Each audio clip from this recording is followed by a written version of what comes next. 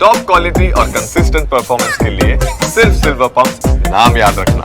ರಾಜ್ಯಾಧ್ಯಕ್ಷರಾಗಿರುವಂತ ವಿಜಯೇಂದ್ರ ಅವರ ಬದಲಾವಣೆ ಆಗಲೇಬೇಕು ಅನ್ನುವಂತ ನಿಟ್ಟಿನಲ್ಲಿ ಯತ್ನಾಳ್ ಬಣದ ಪಟ್ಟೇನಿತ್ತು ಅದು ಮುಂದುವರಿತಾ ಇದೆ. ಬಿವೈ ವಿಜಯೇಂದ್ರ ವಿರುದ್ಧ ಯತ್ನಾಳ್ ಬಣದ ಸಮರ ಹೀಗೆ ಮುಂದುವರಿತಾ ಇದೆ. ದೆಹಲಿಯಲ್ಲೇ ಕೂತು ಬಹಳ ತಂತ್ರಗಳನ್ನ ಹೆಣೆಯಲಾಗಿದೆ. ನಿನ್ನೆ ಮೊನ್ನೆ ಎಲ್ಲ ಈಗ ಲಿಂಗಾಯತ ಅಸ್ತ್ರವನ್ನ ಹೂಡಿದ್ದಾರೆ ರೆಬೆಲ್ಸ್. ತಟಸ್ಥ ಬಣದಲ್ಲಿ ಗುರುತಿಸಿಕೊಂಡಿದ್ದಂತ ಬೊಮ್ಮಾಯಿ ಅವರನ್ನ ಭೇಟಿ ಮಾಡ್ತಾ ಇರುವಂತದ್ದು ಬಹಳ ಕುತೂಹಲ ಮೂಡಿಸ್ತಾ ಇದೆ. ಬಿವೈ ವಿಜಯೇಂದ್ರ ವಿರುದ್ಧದ ಹೋರಾಟಕ್ಕೆ ಕೈ ಜೋಡಿಸಬೇಕು ಅಂತೇಳಿ ಮನವಿ ಮಾಡಿಕೊಳ್ಳಲಾಗ್ತಾ ಇದೆ. ಲಿಂಗಾಯತ ನಾಯಕರ ನೇತೃತ್ವ ವಹಿಸಿಕೊಳ್ಳುವಂತೆ ಆಹ್ವಾನ ನೀಡಲಾಗ್ತಾ ಇದೆ. ಸೋಮಣ್ಣ ನಿವಾಸದಲ್ಲಿ ಮತ್ತೊಂದು ಸುತ್ತಿನ ಸಭೆಗೆ ಸಿದ್ಧತೆ ನಡೆದಿದೆ. ಫೆಬ್ರವರಿ 10ನೇ ತಾರೀಕಿನಂದು ದೆಹಲಿಯಲ್ಲಿ ಲಿಂಗಾಯತ ನಾಯಕರ ಸಭೆ. ಸೋಮಣ್ಣ ಸರ್ಕಾರಿ ನಿವಾಸದ ಪೂಜೆಯ ನೆಪದಲ್ಲಿ ಈ ಸಭೆಗೆ ಪ್ಲಾನ್ ಅನ್ನ ಹೀಗೆ ರೂಪಿಸಲಾಗ್ತಾ ಇದೆ. ವೆರಿ ಇಂಟ್ರೆಸ್ಟಿಂಗ್ಲಿ ಸಂಸದ ಬೊಮ್ಮಾಯಿ ನೇತೃತ್ವದಲ್ಲಿ ನಡೆಯಬಹುದಾದಂಥ ಸಭೆ ಇದು. ಬಿವೈ ವಿಜಯೇಂದ್ರ ಅವರನ್ನ ಇಳಿಸೋದಕ್ಕೆ ವರಿಷ್ಠರಿಗೆ ಮನವರಿಕೆ ಮಾಡಿಕೊಡುವಂತ ನಿಟ್ಟಿನಲ್ಲಿ ಈಗ ಲಿಂಗಾಯತ ಅಸ್ತ್ರವನ್ನೇ ಹೂಡ್ತಾ ಇದೆ. ಅದರಲ್ಲೂ BS ಯಡಿಯೂರಪ್ಪನವರಿಗೆ ವಿರುದ್ಧವಾಗಿರುವಂಥ ಲಿಂಗಾಯತ ನಾಯಕರು ಏನಿದ್ದಾರೆ ಅಥವಾ ಅವ್ರ ಮೇಲೆ ಬೇಸರಗೊಂಡಿರುವಂಥ ಲಿಂಗಾಯತ ನಾಯಕರುಗಳೇನಿದ್ದಾರೆ ಅವರುಗಳಿಗೆ ಗಾಳ ಹಾಕುವಂಥ ಪ್ರಯತ್ನ ಯತ್ನಾಳ್ ಬಣದಿಂದ ಆಗ್ತಾ ಇದೆ.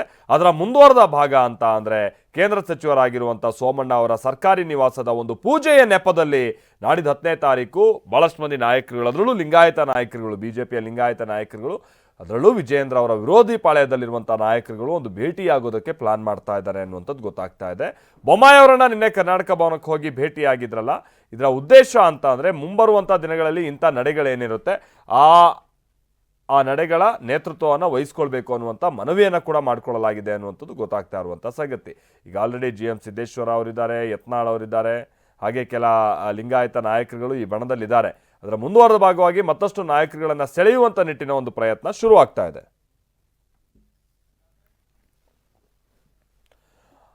ಹಾಗಂತ ವಿಜಯೇಂದ್ರ ಬಣ ಏನು ಸುಮ್ಮನೆ ಕೂತಿಲ್ಲ. ಬಿಜೆಪಿಯಲ್ಲಿ ಕ್ಷಣ ಕ್ಷಣಕ್ಕೂ ಬಣ ಬಡಿದಾಟ ಕೈ ಮೀರ್ತಾ ಇರುವಂತ ಸಂದರ್ಭದಲ್ಲೇ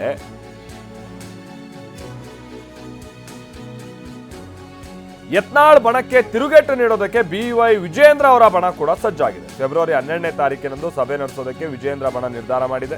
ಮಾಜಿ ಸಚಿವರಾದಂಥ MP ರೇಣುಕಾಚಾರ್ಯ, ಕಟ್ಟಾ ಸುಬ್ರಹ್ಮಣ್ಯ ನಾಯ್ಡು ನೇತೃತ್ವದಲ್ಲಿ ನಡೆಯಲಿರುವಂತಹ ಸಭೆ ಇದು.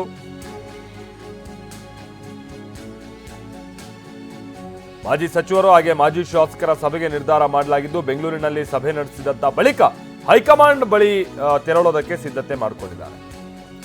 ಹೈಕಮಾಂಡ್ ಬಳಿ ರೆಬೆಲ್ಸ್ ವಿರುದ್ಧವಾಗಿ ದೂರು ನೀಡೋದಕ್ಕೂ ಕೂಡ ಪ್ಲಾನ್ ಮಾಡಿಕೊಂಡಿದ್ದಾರೆ. ಯತ್ನಾಳ್ ಟೀಮ್ ವಿರುದ್ಧ ಕ್ರಮಕ್ಕೆ ಒತ್ತಾಯಿಸೋದಕ್ಕೆ ಚಿಂತನೆ ಮಾಡಲಾಗ್ತಾ ಇದೆಯಂತೆ. ಪಕ್ಷದಿಂದ ಅವರನ್ನ ಉಚ್ಚಾಟಿಸಬೇಕು ಅನ್ನುವಂಥ ನಿಟ್ಟಿನಲ್ಲಿ ತಮ್ಮ ಮನವಿಯನ್ನ ಇಡೋರಿದ್ದಾರೆ ಅನ್ನುವಂಥ ಸಂಗತಿ ತಿಳಿದು ಬರ್ತಾ ಇದೆ. ಯತ್ನಾಳ್ ಬಣದ ಹಲವು ನಾಯಕರುಗಳನ್ನ ಪಕ್ಷದಿಂದ ಉಚ್ಚಾಟಿಸಬೇಕು ಅನ್ನುವಂಥ ನಿಟ್ಟಿನ ತಮ್ಮ ಪ್ರಯತ್ನ ನಡೆಸಲಿದ್ದಾರೆ ಅನ್ನುವಂಥ ಸಂಗತಿ ತಿಳಿದು ಬರ್ತಾ ಇದೆ. ಅದರ ಮುಂದುವರೆದ ಭಾಗವಾಗಿ ಮತ್ತೊಂದು ಸಭೆ ನಡೆಸುವಂಥ ನಿಟ್ಟಿನಲ್ಲಿ ಸಿದ್ಧತೆ. ನಿನ್ನೆ ಅಷ್ಟೇ ಕಟ್ಟಾ ಸುಬ್ರಹ್ಮಣ್ಯ ನಾಯ್ಡು ಅವರ ಮನೆಯಲ್ಲಿ ಎಲ್ಲ ಸಭೆ ಸೇರಿದ್ದರು. ನೇರವಾಗಿ ಸವಾಲು ಹಾಕಲಾಗ್ತಾ ಇದೆ. ನಿಮಗೆ ತಾಕತ್ ಅನ್ನೋದಿದ್ರೆ ವಿಜಯೇಂದ್ರ ಅವರನ್ನು ಬದಲಾಯಿಸಿ ನೋಡೋಣ ಅಂತೇಳಿ ರೇಣುಕಾಚಾರ್ಯ ಅವರ ಬಣ ಈಗ ಆ ಪಟ್ಟನ್ನು ಹಿಡಿತಾ ಇರುವಂಥದ್ದನ್ನು ನಾವು ನೋಡ್ತಾ ಇದ್ದೀವಿ. ಅಂದರೆ ಆತರಣ ಅಂತ ಒಂದು ಸವಾಲು ಹಾಕ್ತಾ ಇರುವಂಥದ್ದನ್ನು ನೋಡ್ತಾ ಇದ್ದೀವಿ. ಮತ್ತೊಂದು ಕಡೆ ಇಳಿಸೇ ಸಿದ್ಧ ಅಂತೇಳಿ ಯತ್ನಾಳ್ ಬಣ ಕೂಡ ದೆಹಲಿಯಲ್ಲಿ ಬೀಡುಬಿಟ್ಟಿತ್ತು, ಅದನ್ನು ಕೂಡ ನಾವು ನೋಡ್ತಾ ಇದ್ದೀವಿ. ಹೀಗಾಗಿ ಈಗ ಚೆಂಡು ವರಿಷ್ಠರ ಅಂಗಳದಲ್ಲಿದೆ ಅನ್ನುವಂಥ ಸ್ಪಷ್ಟ ಒಂದು ಡೇಟನ್ನು ಹೇಳ್ತಾ ಇದ್ದಾರೆ. ಕೆಲವರು ಫೆಬ್ರವರಿ 10 ಅಂತಿದ್ದಾರೆ, ಇನ್ನು ಕೆಲವರು ಫೆಬ್ರವರಿ 14.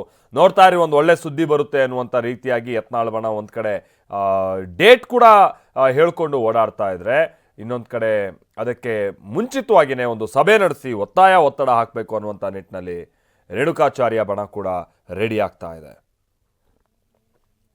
ಅಷ್ಟೇ ಅಲ್ಲ, ಈ ತಟಸ್ಥರಾಗಿ ಯಾರ್ಯಾರಿದ್ದಾರೆ ಸೊ ಅಂಥವ್ರುಗಳನ್ನ ಮನವೊಲಿಸುವಂಥ ನಿಟ್ಟಿನ ಪ್ರಯತ್ನ ಎರಡೂ ಬಣದಿಂದ ಆಗ್ತಾ ಇದೆ ಅನ್ನುವಂಥದ್ದು ಗೊತ್ತಾಗ್ತಾ ಇರುವಂಥ ಸಂಗತಿ. ಕೆಲವರು ವಿಜಯೇಂದ್ರ ಅವರ ವಿಚಾರಕ್ಕೆ ಸಂಬಂಧಪಟ್ಟಂಗೆ ಬಹಳ ಖುಷಿಯನ್ನೇನು ವ್ಯಕ್ತಪಡಿಸ್ತಾ ಇಲ್ಲ. ಇನ್ನು ಕೆಲವರು ಯತ್ನಾಳ್ ಬಣ ಮಾಡ್ತಾ ಇರುವಂಥದ್ದು ಸರಿಯಲ್ಲ ಅಂತ ಹೇಳ್ತಾ ಇರುವಂಥವ್ರು ಕೂಡ ಇದ್ದಾರೆ. ಸೊ ಅಂಥ ಕೆಲ ತಟಸ್ಥರುಗಳಿದ್ದಾರೆ. ಸೊ ಅವ್ರುಗಳನ್ನು ಸೆಳೆಯುವಂಥ ನಿಟ್ಟಿನಲ್ಲಿ ಅವ್ರುಗಳನ್ನು ವಿಶ್ವಾಸಕ್ಕೆ ತೆಗೆದುಕೊಳ್ಳುವಂಥ ನಿಟ್ಟಿನ ಪ್ರಯತ್ನ ಎರಡೂ ಬಣದಿಂದ ಆಗ್ತಾ ಇದೆ ಅನ್ನುವಂಥದ್ದು ಗೊತ್ತಾಗ್ತಾ ಇದೆ. ಅದರ ನಡುವೆ ಹೀಗೆ ಶ್ರೀರಾಮುಲು ಅಂತ ನಾಯಕರುಗಳು ಕೂಡ ನಾನು ರಾಜ್ಯಾಧ್ಯಕ್ಷರಾಗಿ ಒಂದು ಅವಕಾಶ ಸಿಕ್ಕರೆ ಮಾಡ್ತೀನಿ, ನನ್ನ ತಮ್ಮ ಇದ್ದಂಗೆ ವಿಜಯೇಂದ್ರ, ಆದರೆ ಅನುಭವದ ಕೊರತೆ, ಹೀಗೆ ತಮ್ಮ ಅಂತ ಹೇಳ್ತಾನೆ ವಿಜಯೇಂದ್ರ ವಿಚಾರವಾಗಿನ ತಮ್ಮ ಬೇಸರವನ್ನು ಕೂಡ ಅವರು ಸಾಧ್ಯ ಆದಂಥ ಸಂದರ್ಭದಲ್ಲೆಲ್ಲ ವ್ಯಕ್ತಪಡಿಸ್ತಾ ಇರುವಂಥದ್ದನ್ನು ನೋಡ್ತಾ ಇದ್ದೀವಿ. ಹರೀಶ್ ನಮ್ಮ ಪ್ರತಿನಿಧಿ ಇದಕ್ಕೆ ಸಂಬಂಧಪಟ್ಟಗೆ ಮತ್ತಷ್ಟು ಡೀಟೇಲ್ಸ್ ಅನ್ನು ಕೊಡ್ತಾರೆ. ನಮ್ಮ ಜೊತೆಗೆ ನೇರ ಸಂಪರ್ಕದಲ್ಲಿ ಜಾಯ್ನ್ ಆಗ್ತಾ ಇದ್ದಾರೆ. ಹರೀಶ್, ದೆಹಲಿಯಲ್ಲಿ ರೆಬೆಲ್ಸ್ ನಾಯಕರು ಬೀಡು ಬಿಟ್ಟು ಕೆಲ ನಾಯಕರುಗಳನ್ನ ಭೇಟಿ ಮಾಡೋ ಪ್ರಯತ್ನ ಮತ್ತೊಂದು ಇದೆಲ್ಲ ನಡೆದಿತ್ತು. ಹೌದು, ಸೊ ಅಂದುಕೊಂಡಷ್ಟು ಮಟ್ಟಿಗೆ ಅವರಿಗೆ ರೆಸ್ಪಾನ್ಸ್ ಸಿಕ್ಕಿದ್ಯಾ? ತಾವೇನು ಅಂದುಕೊಂಡಿದ್ರು ಅದಕ್ಕೆ ತಕ್ಕಾಗೆ ಕೆಲಸ ಕಾರ್ಯ ತಂತ್ರಗಳನ್ನ ದೆಹಲಿಯಲ್ಲಿ ಹೆಣೆಯುವಂತ ನಿಟ್ಟಿನಲ್ಲಿ ಯಶಸ್ವಿ ಆಗಿದ್ದಾರೆ, ಅಥವಾ ಮೇಲ್ನೋಟಕ್ಕೆ ಒಂದು ಒಳ್ಳೆ ಸುದ್ದಿ ಬರುತ್ತೆ ನೋಡಿ ಅಂತ ಒಂದು ಡೇಟ್ ಹೇಳ್ಕೊಂಡು ಓಡಾಡ್ತಾ ಇದ್ದಾರೆ? ಏನ್ ಕತೆ ಅಂತ ಹೇಳಿ ಹರೀಶ್. ಮಾಲ್ತೇಶ್, ಇವರ ದೆಹಲಿ ಭೇಟಿ ಸಕ್ಸಸ್ ಆಯ್ತಾ ಇಲ್ವಾ ಅನ್ನುವಂತಹದ್ದು ವಿಜೇಂದ್ರ ಅವರ ಮೇಲೆ ಹೈಕಮಾಂಡ್ ಯಾವ ರೀತಿಯಾದಂಥ ನಿರ್ಧಾರವನ್ನು ತೆಗೆದುಕೊಳ್ಳುತ್ತೆ ಅನ್ನುವಂಥದ್ರ ಮೇಲೆ ನಿರ್ಧಾರ ಆಗುತ್ತೆ. ಆದರೆ ರೆಬಲ್ಸ್ ಟೀಮ್ ಹೇಳ್ತಾ ಇರ್ತಕ್ಕಂಥದ್ದು, ನಮ್ಮ ದೆಹಲಿ ಭೇಟಿ ಸಕ್ಸಸ್ ಆಗಿದೆ, ನಾವು ಏನು ಮಾಡಬೇಕಾಗಿತ್ತು ಅವೆಲ್ಲವನ್ನು ಕೂಡ ಮಾಡಿದ್ದೇವೆ, ನಾವು ಯಾರನ್ನ ಭೇಟಿ ಮಾಡಿ ವಿಜೇಂದ್ರ ವಿರುದ್ಧ ಏನು ದೂರು ಕೊಡಬೇಕಾಗಿತ್ತು ಅವೆಲ್ಲವನ್ನು ಕೊಟ್ಟಿದ್ದೇವೆ, ಆದರೆ ನಾವು ಯಾವ ಆ ಫೋಟೋಗಳನ್ನು ಕೂಡ ನಾವು ರಿವೀಲ್ ಮಾಡಲ್ಲ, ಮತ್ತು ನಾವು ಯಾರನ್ನ ಭೇಟಿ ಆಗಿದ್ದೀವಿ ಅನ್ನುವಂಥದ್ದನ್ನು ಕೂಡ ನಾವು ಹೇಳಲ್ಲ, ಮತ್ತು ನಮಗೆ ಸ್ಪಷ್ಟ ನಿರ್ದೇಶನ ಕೂಡ ಇದೆ, ನಾವು ಯಾರನ್ನ ಭೇಟಿ ಮಾಡಿದ್ದೀವಿ, ಏನು ದೂರನ್ನ ಕೊಟ್ಟಿದ್ದೀವಿ ಅನ್ನುವಂಥದ್ದನ್ನ ಬಹಿರಂಗವಾಗಿ ಹೇಳಬಾರ್ದು ಅನ್ನುವಂಥ ನಿರ್ದೇಶನಗಳು ನಮಗಿವೆ. ಹಾಗಾಗಿ ನಾವು ಯಾವನ್ನು ಕೂಡ ಬಹಿರಂಗವಾಗಿ ಹೇಳ್ತಿಲ್ಲ ಅಂತ ಇದ್ದಾರೆ. ಆದರೆ ಅವರು ಮುಖ್ಯವಾಗಿ ಅವರಿಗೆ ಒಂದು ಸಕ್ಸಸ್ ಸಿಕ್ಕಿರುವಂಥದ್ದು ಏನು ಅಂತಂದರೆ, ತಟಸ್ಥ ಗುಂಪಿನಲ್ಲಿ ಇದ್ದಂತಹ ನಾಯಕರುಗಳೇನಿದ್ದಾರೆ ಅವರನ್ನು ಕೂಡ ಭೇಟಿ ಮಾಡ್ತಾ ಇದ್ದಾರೆ. ಮತ್ತು ಯತ್ನಾಳ್ ಬಣದ ನಾಯಕರ ಜೊತೆ ಅವರು ಮಾತಾಡ್ಲಿಕ್ಕೆ ಕೂಡ ಒಪ್ಕೊಂಡಿರುವಂಥದ್ದೇ ಅವರಿಗೊಂದು ಸಕ್ಸಸ್ ಅನ್ನುವಂಥದ್ದು ಹೇಳ್ಬೋದು. ಯಾಕೆಂದರೆ ಬಸವರಾಜ ಬೊಮ್ಮಾಯಿ ಅವರು ನೇರವಾಗಿ ಈ ಥರದ ಮೀಟಿಂಗ್ಗಳಲ್ಲಿ ಭಾಗಿಯಾಗಿರಲಿಲ್ಲ.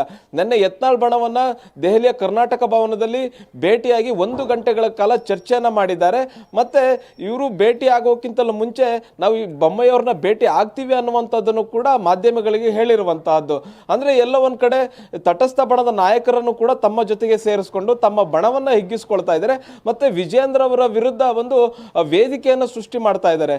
ಅಂದ್ರೆ ಒಂದು ಕೇಸನ್ನು ಬಿಲ್ಡ್ ಮಾಡ್ತಾ ಇದ್ದಾರೆ ವಿಜೇಂದ್ರ ವಿರುದ್ಧ. ಅಂದ್ರೆ ಹೈಕಮಾಂಡ್ ನಾಯಕರಿಗೆ ಎಲ್ಲವನ್ನು ಕೂಡ ವರದಿಯನ್ನು ಒಪ್ಪಿಸಲಿಕ್ಕೆ, ತಮ್ಮ ಸ್ಟ್ರೆಂತ್ ಅನ್ನು ಬಲಪಡಿಸಿಕೊಳ್ಳಲಿಕ್ಕೆ ಎಲ್ಲ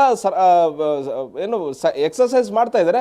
ಅವೆಲ್ಲವೂ ಕೂಡ ಅವರಿಗೆ ಸಕ್ಸಸ್ ಅನ್ನೋ ರೀತಿಯಲ್ಲಿ ಕಾಣಿಸ್ತಾ ಇದೆ. ಮತ್ತೆ ಸಿದ್ದೇಶ್ವರ್ ಅವರು ಕೂಡ ನಿನ್ನೆ ಅದೇ ಹೇಳಿದ್ದು, ಬೊಮ್ಮಾಯಿಯವ್ರನ್ನ ಭೇಟಿ ಮಾಡಿದ ಬಳಿಕ ಎಲ್ಲವೂ ಒಳ್ಳೇದಾಗುತ್ತೆ, ಮತ್ತೆ ರಾಷ್ಟ್ರ ನಾಯಕರುಗಳು ಕೂಡ ಇದನ್ನು ಗಮನಿಸ್ತಾ ಇದ್ದಾರೆ, ಮತ್ತೆ ರಾಷ್ಟ್ರ ನಾಯಕರಿಂದನೇ ಒಂದು ಒಳ್ಳೆ ಸಂದೇಶ ಬರುತ್ತೆ, ಮತ್ತು ಅವರು ಒಂದು ಒಳ್ಳೆ ನಿರ್ಧಾರವನ್ನು ತೆಗೆದುಕೊಳ್ತಾರೆ, ಮತ್ತು ಆ ನಿಟ್ಟಿನಲ್ಲಿ ನಾವೆಲ್ಲರೂ ಕೂಡ ಕೆಲಸ ಮಾಡ್ತೀವಿ ಅನ್ನುವಂಥದ್ದನ್ನು ಕೂಡ ಹೇಳಿರುವಂಥದ್ದು. ಅಂದರೆ ಅವರು ಈಗ ಯತ್ನಾಳ್ ಬಣಕ್ಕೆ ಏನು ಅನ್ನಿಸ್ತಾ ಇದೆ ಅಂದರೆ, ನಮ್ಮ ಎಲ್ಲ ಅವಹಾಲಗಳೇನಿದೆ ಅವೆಲ್ಲವನ್ನು ಕೂಡ ಹೈಕಮಾಂಡ್ ಕೇಳಿದೆ, ನಮಗೆ ಸಕ್ಸಸ್ ಸಿಗುತ್ತೆ ಅನ್ನುವಂಥದ್ದು ಹೇಳ್ತಿದ್ದಾರೆ. ಆದರೆ ವಿಜೇಂದ್ರ ಅವ್ರ ಬಣದ ಒಂದು ಅವರ ಅಭಿಪ್ರಾಯ ಏನು ಅಂತಂದರೆ, ಇವರು ಯಾರನ್ನು ಕೂಡ ಭೇಟಿ ಆಗಲಿಕ್ಕೆ ಸಾಧ್ಯ ಇಲ್ಲ, ಮತ್ತು ಇವರ ಏನು ಅಭಿಪ್ರಾಯವನ್ನು ಮಂಡಿಸ್ತಾರೆ ಅದಕ್ಕೆ ಹೈಕಮಾಂಡ್ ಬೆಲೆ ಕೊಡ್ತಾ ಇಲ್ಲ ಅನ್ನುವಂಥದ್ದನ್ನು ಅವರು ವಾದ ಮಾಡ್ತಾ ಇದ್ದಾರೆ. ಅಂತಿಮವಾಗಿ ವಿಜೇಂದ್ರ ಅವರ ವಿಚಾರವಾಗಿ ಹೈಕಮಾಂಡ್ ಯಾವ ರೀತಿ ಅಂತ ನಿರ್ಧಾರ ತೆಗೆದುಕೊಳ್ಳುವಂತೆ ಅನ್ನೋದ್ರ ಮೇಲೆ ಯಾರಿಗೆ ಗೆಲುವು ಸಿಕ್ಕಿದೆ, ಯಾರ ದೆಹಲಿ ಯಾತ್ರೆಗಳು ಸಕ್ಸಸ್ ಆಯಿತು, ಯಾರ ದಂಡಪಿಂಡಗಳು, ಯಾರ ದಂಡಯಾತ್ರೆ ಸಕ್ಸಸ್ ಆಯಿತು ಇಲ್ವೋ ಅನ್ನುವಂತಹದ್ದು ಗೊತ್ತಾಗುತ್ತೆ. Maltesh, thank you Harish.